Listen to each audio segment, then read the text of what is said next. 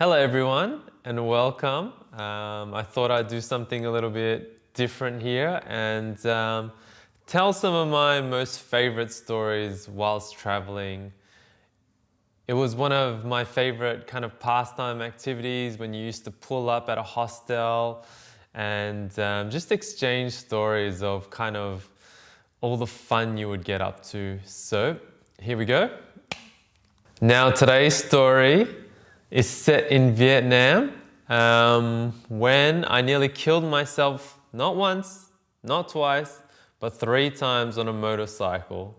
Now the story begins in Hanoi in Vietnam, is the place that I flew into. I wasn't actually planning to go there, but yeah, I just heard some really good things about it and really wanted to check it out. And after talking to a few people, I learned very quickly that it was a thing to go and buy a motorbike and ride it around Vietnam. And something inside me really wanted to do this. And without any prior experience riding a motorbike, let alone a manual motorbike, got me really excited for the challenge. So it's not really hard to find. It's quite common for travelers to buy and sell after they leave. And there are Facebook groups. So I literally just jumped on a Facebook group and, messaged someone who was selling it. Before you know it, $400 later, and you got yourself a bicycle. The name that I gave to my bike was Alexis. And Alexis and I would have some adventurous times together. So the first thing I needed to do was learn how to ride manual, and it was kind of scary doing it in the middle of Hanoi when there's scooters and vehicles going in every direction. But before you know it, you kind of get familiar and you get a little bit better, and then you get confident enough to ride. And upon leaving, I was looking for someone to maybe go and do maybe the first leg with, but I couldn't actually find anyone. So I thought, you know what, I'm just gonna go and do it myself. And after watching the movie, The Motorcycle Diaries, I don't know if you have ever heard of that one, but it's a great movie. I just decided that, you know what, I really just gonna try it myself. Next thing you know, I'm off. Got this bicycle that I just bought, I'm riding through. And once I got out of the hustle and bustle of the main city, it was kind of enjoyable. The roads were a lot quieter. There wasn't so much turning. And I actually felt the real pleasures of why people do buy motorcycles. And, I got really familiar with driving manual pretty quickly. So over the next few days, I would cruise around and I was making my way up to the north of Vietnam, stopping and hostels along the way, and also just really cheap hotels where things were abandoned and it was just me in there, real random times. But yeah, made my way up to the north, past Sapa to a place called Ha Giang. And I had never heard of this place prior, but it's located well into the mountains. And that's where, at a hostel, I met the Power Rangers. And the Power Rangers consisted of a group of travelers also, which were looking to hire a motorbike for their first time to explore the region, because apparently it was really the best way to go and see this place. Now I had my motorbike already, but it wasn't fit for the occasion. So they were getting new bikes, and then I decided to get myself a dirt bike, which was a lot more powerful, because the bike that I had was kind of sluggish a little bit. These were quite old. So yeah, decided that I would get myself a nice white Yamaha dirt bike. And once I started taking this for a test drive, oh my goodness, it was a game changer. I hadn't experienced that kind of power. This is, I was new to the whole motorbike thing, and it was a lot of adrenaline through me. So the first day, we had a kind of location to get to. Since it was their first time on a motorbike as well, they were taking it pretty easy. So don't know where the guys are. Kind of got a little bit carried away since I do have this bike, but just making a kind of pit stop and seeing if they pass by. If not, I'll make them meet them in the next town. Since I thought I was such an experienced rider, I, was pushing this bike to the next level. I was actually like thinking that I'm the best rider ever. Like, nothing can happen to me. I thought I was like in the MotoGP in Vietnam, just hammering through the streets, like the biggest head on me, just going through these villages. And if you hear dirt bikes, they do make a fair bit of noise. So people are turning their head like, who the hell is this idiot? So after that day, I arrived quite early to our destination where we would stay the night. And then the guys finally caught up and I just thought I was the best, I just was cruising. Where the fuck are you guys, man? You're just this slow. Anyway, day 2, I'm thinking it's gonna be the same thing again. I'm just gonna go, nah, I'm not waiting for you guys. I'm gonna do my own thing. Destination number 2, see you later. So it started off like that, and then this kind of place that we were at was higher in elevation. And if anyone has been through Vietnam, you'd notice that the roads were very kind of sketchy in a sense. They're not safe, and there's no barriers, so you can easily fall to your death. So I'm hammering it up this mountain. I'm overtaking people, just going up this thing like nobody's business. And then I turn the corner, and in front of me, in my distance, I can see a truck coming down. And this road that I'm on hasn't fully been, constructed yet. So I'm gonna have to make a decision. I'm gonna get hit by this fella, and it's not gonna be pretty. So to play it safe, I pull right, and the next thing I know, I'm off the actual road and I've gone onto these big rocks. And then the bike's going ding, ding, ding, ding, ding, ding. And the next thing I know, I open my eyes and I'm in the ditch and the bike is on the side of me. And mind you, I decided that I didn't need insurance when hiring this bike because, of course, I'm the best, So I'm pulled up. I fucking am in the biggest shock ever because I can't believe that I'm not invincible anymore. And the guys finally catch up and then they see me in the ditch and they help me out.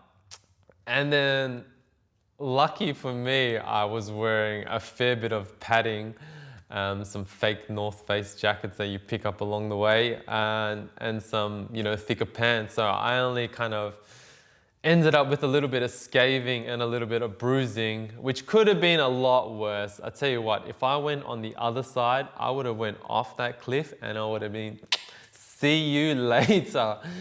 And after that experience, I shit myself. I tell you what, you don't get a reality check when you realize how close to death you would have been if things had played a little bit out. So after that, I decided that I'm gonna be a snail. Like, the bike, thankfully, was running. It had a few bit of scratches, and when you go to these kind of Asian countries, you don't know what the person that you're gonna rent it from is gonna say. You don't know if they're gonna make you pay for the whole bike or not. So in the back of my mind, I'm like, shit, man, this could be a 2-3 grand scratch that I'm sitting on or whatever, because the bike was a little bit banged up, but it worked, which was the main thing, because if I had to go and call him out there, he would have known some shit's going down, and I ain't got insurance, and they're gonna milk every little bit of juice out of me they can. So along the way, I am cruising along. That was near-death experience number one. And the next, days I was going super, super slow. I'm playing it super safe. After having that kind of experience, I'm making sure that I don't do anything stupid again because, I realize that it's not going to be worth it. So I learned very quickly that it's not fun driving at nighttime. It's actually very dangerous. And my vision at the time was quite bad. I was in denial that I had to wear glasses. And there's this phase when you have to break your glasses in and you get all these kind of like head spins and dizzy. And I never pushed through that bit, so I never decided to wear my glasses, but I really was kind of blind in a sense. Especially at nighttime, everything would be really fuzzy. So we got caught in a late night attempt to find our accommodation. Just the nature of things, we took a little bit longer than expected. And we're cruising through the mountains again, and I'm at the back of the pack. And it's pitch black, and the only thing that I can see in front of me is the next bike's tail light. So I'm just following this thing, and wherever he kind of swerves, I'm following because, I'm thinking if he's safe, then, I'm gonna be safe if he makes it through this path. So I'm following, it's dark, I can't see shit, all I see is this hazy light. And then at the last second, I see him swerve. And what he's done, he's actually just swerved around the rock. And then by the time I realized that I'm gonna hit this fucking rock, I just braced myself and closed my eyes. I don't know, there's just a thing when I know shit's going down, I just close my eyes. So I've closed my eyes and I've smashed this rock, and the thing is, this rock is all weird shaped, so you're just at the mercy of however things are gonna be, and yeah, you just gotta surrender in that moment. So I've got my eyes closed, I smack this rock, I get some air time, and I just remember just landing, and because the handlebars were a little bit crooked, when it landed, it just went, and I somehow managed to save it. And I'm at the back of the pack. If I went down, these guys probably wouldn't know I've gone down for like maybe a few hundred meters because everyone just really wanted to get to the next destination. And my heart again, just like, shit, man, this is like another close call because if I swayed again off the cliff, see you later. That would have been a recipe for disaster, especially in the dark. So anywho, despite that, the actual experience in itself and seeing Hajiang was amazing. I had some very beautiful kind of scenery and experiences with some of the people along the way, and I managed to return my bike to someone else that was working there that didn't actually know what this bike came with. So I didn't have to pay for anything, and I literally just got my bike, Alexa, said goodbye to some of the guys and legged it out of there. Whew. So that was number 2. Now number 3, I'm back on a Lexus, and by this time of the journey, I have learned that driving all day isn't fun, and I was more stressed driving this motorcycle through this country more than I was enjoying myself. So after a while, I kind of realized like, I think I might be getting rid of this bike soon. I just don't know when, I just don't know how, but I'm getting a bit over this whole fun experience it was supposed to be. So on one of the days I've started driving and it starts raining. And I'm cruising through, and you don't want to be caught in the rain riding a motorcycle on these kind of bikes that are, pretty sketchy in a country where you don't know the roads. And I was kind of tailing behind this kind of cement truck, just going pretty slow, but also being aware that if things were to break with this bike in this rain, it's probably not going to go so good. I might slide it. So I'm cruising behind this cement truck, and in the corner of my eye, I'm on the road and I see a dog in my vision, and I thought to myself, please don't do what I think you're going to do. And then before you know it, it starts jumping across the road right in front of me. Again, I brace myself, I close my eyes, and I prepare for impact. And I've got my eyes closed, and all I hear is beep. And what's happened is I've just clipped the back of this dog, not enough to like run it over, but just enough to like nudge him to let him know we've made contact. If I had hit this dog and killed it and slid off my bike, I would have cried, and I don't know what would have happened after, but I'm so glad that it didn't. And yeah, after that, the third time, that was number 3, I thought that was a sign. All right, 3, that's it. It's enough. It's time to get rid of this bike. I've got away with nothing serious, and it is time to say goodbye. So I made it to a place called Hoi An. Fell in love with this city, and I did decide then to sell my bicycle. This American fella hit me up when I posted it, and he took a Lexus, and I was very sad. So I'm selling my baby. It's a sad day. We spent some good times together.